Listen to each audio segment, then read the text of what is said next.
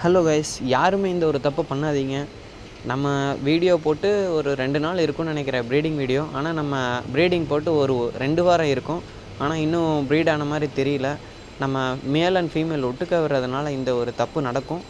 அதை தான் நான் உங்களுக்கு எல்லாத்துக்கும் சொல்ல போகிறேன். எப்பயுமே ஒரு ஒரு செட் ஆச்சு அப்படின்னா நம்ம மேல் அண்ட் ஃபீமேலை செப்பரேட் பண்ணி வைக்கணும். ஒரு வாரம் இல்லைனா 10 நாள் லைவ் ஃபீடு, அப்படி இல்லைனா நல்லா ப்ரோட்டீன் கண்டென்ட் உள்ள ஃபீடாக கொடுக்கணும். அப்போ தான் ப்ரீடிங் குவாலிட்டியும் நல்லாயிருக்கும், கவுண்ட்டும் அதிகமாக இருக்கும். இந்த மாதிரி அப்டேட்ஸுக்கு நம்ம சேனலை மறக்காமல் சப்ஸ்கிரைப் பண்ணிவிட்டு பாருங்கள். அப்போ தான் இது நம்மளுக்கு ஒரு நல்ல மோட்டிவேஷனாக இருக்கும் அடுத்தடுத்த வீடியோ போட.